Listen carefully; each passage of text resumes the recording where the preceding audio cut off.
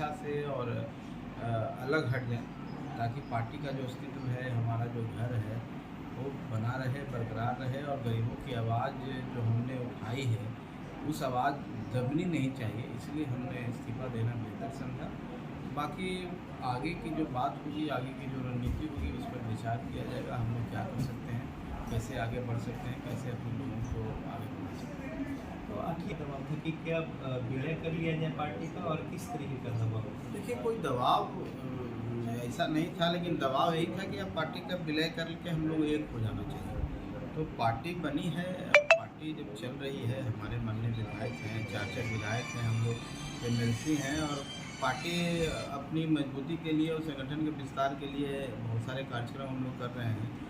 और जनता, जो गरीब जनता है, खास करके उस समाज के, उस तबके के लोगों के लिए हम काम कर रहे हैं, उनको फोकस करके, जो आज भी अभावग्रस्त हैं, आज भी राजनीतिक भागीदारी उनको नहीं मिली है, तो उनकी भागीदारी बढ़ाने के लिए, उनको राजनीतिक रूप से सबल बनाने के लिए, उनको जागरूक बनाने के लिए हम लोग काम कर रहे हैं। और जो आशा अपेक्षा के साथ वो गरीब हमारे साथ जुड़ा हुआ, जो हमारे कार्यकर्ता हैं, अगर हम पार्टी का ही अस्तित्व खत्म कर देंगे तो उनके दिल पर क्या होगा। तो उनकी भावना को, आकांक्षा को ध्यान में रखते हुए हम लोग अलग हटने, मतलब हम रिजाइन कर दिए कि हम पार्टी को नहीं करेंगे विलय, हम अलग हट जाते हैं, ताकि आपके ऊपर कोई दबाव नहीं रहे। इससे पहले ये भी एक सामने आया कि अंदर खाने बैठक भी हुई और कुछ मामला सेटल करने की भी कोशिश हुई, जेडीयू की ओर से भी लोग आए, तो क्या कुछ उसमें बातें रखी गई थी और अंततः क्या हुआ? और दूसरी बात है कि विपक्षी एकता की बैठक होनी है महत्वपूर्ण, यहाँ पे मुख्यमंत्री नीतीश कुमार उसमें लगे हुए, तो अभी आपका स्टैंड क्या है कि आप हैं महागठबंधन में या उससे बाहर हो रहे हैं? देखिए, महागठबंधन में 2 बड़े दल हैं। स्वाभाविक तौर पर एक कांग्रेस है, राष्ट्रीय जनता दल है, और जनता दल यूनाइटेड है। हम लोग कभी नहीं बोले कि हम महागठबंधन से अलग हैं, महागठबंधन के साथ में हैं। हाँ, हम एक बात पर, लेकिन अगर हम लोग को पार्टी के रूप में अगर बड़े घटक दल हैं, अगर नहीं रिकॉग्नाइज करते हैं, तो हम लोग कैसे रहेंगे? हम फिर अपनी रणनीति, अपनी लड़ाई, संघर्ष है वो गरीबों की आवाज़ बनने की और उनके लिए काम करने के लिए हम लोग जारी रखेंगे और अपने तरीके से जारी रखेंगे।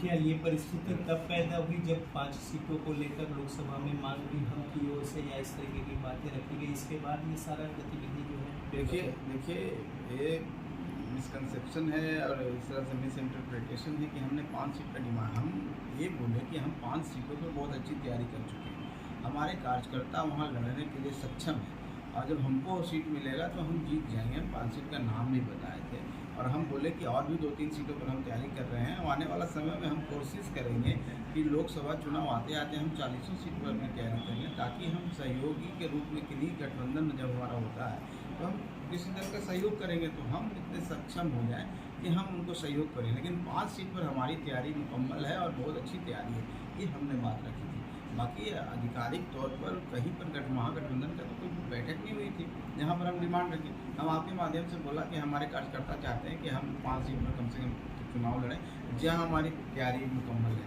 ये बात हमने कही थी।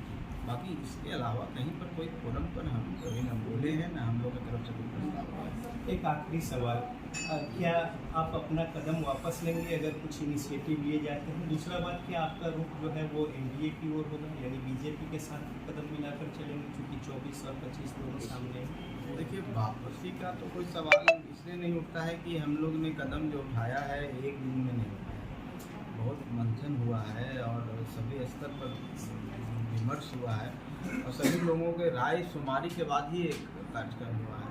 तो हम नहीं समझते हैं कि हम लोग पार्टी के कॉस्ट पर कोई काम करें। पार्टी के अगर अस्तित्व बना रहे और उस अस्तित्व की रक्षा हो, तो हम लोग अभी भी कर रहे हैं कि हम महागठबंधन से कहाँ अलग हैं। लेकिन आप पर डिपेंड करता है ना कि हम लोग बुलाए मेहमान की तरह नहीं रह सकते हैं, और वहाँ से भी वही सम्मान मिलना चाहिए, वही विश्वास होना चाहिए। अगर अविश्वास की भावना किन्हीं के ऊपर अगर हो जाती है तो अविश्वास घातक चीज़ होता है। अगर आप पर कोई अविश्वास करता है, उनके साथ हैं, तो आपसे वो बातें नहीं शेयर करेगी जो महागठबंधन बातें होती हैं, जो ऐसी इम्पोर्टेंट बातें होती हैं। तो हम लोग को असहज महसूस हुआ, लगा कि अब विश्वास पैदा हो गया है, अब विश्वास हो गया कि हम एनडीए में चले जाएंगे, हम एनडीए से बात कर रहे हैं।